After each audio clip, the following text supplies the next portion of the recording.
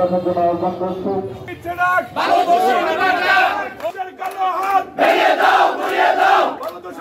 আমাদের ইউনিয়নের কুল গেছে 5 তারিখের পর থেকে একটি বালু সন্ত্রাসী মহল অবৈধভাবে অনেকগুলি ড্রেজার দিয়ে প্রতিদিন বালু উত্তোলন করতেছে।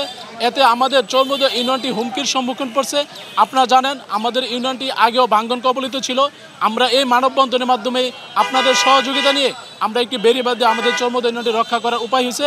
কিন্তু এখন এই বালু উত্তোলনের ফলে আবার আমাদের ইউনিয়নটি ভাঙ্গনের সংখ্যা দেখা দিয়েছে এবং বালু উত্তোলন নদী থেকে না আমাদের ইউনিয়নের কুল গেছে জমি বুড়ো জমি কেটে নিয়ে যাচ্ছে ওরা বড় বড় চুম্বক ড্রেজার দিয়ে প্রতিদিন শত শত লক্ষ ফুট বালু ওরা এখান থেকে উত্তোলন করে যাচ্ছে।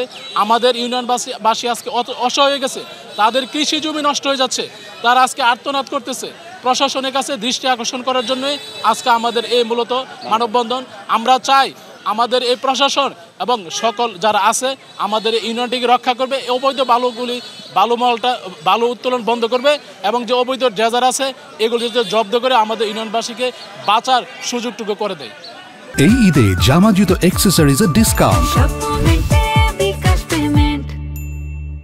আমরা আমাদের জন্মভূমিকে রক্ষা করার জন্য আপনি একটি সুন্দর পদক্ষেপ নেন।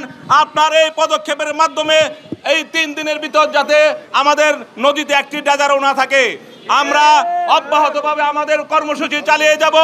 সেই কর্মসূচির সুবাদে আমরা আগামীকাল চরমুদা ইউনিয়নের মধ্যে সর্বস্তরের জনগণকে নিয়ে আরেকটি জনসভার আয়োজন করেছি। কালকা বিকাল 3টায় আমরা গাজীপুর বাজারে আমরা আমাদের আন্দোলনের জন্য আবার প্রস্তুত থাকব।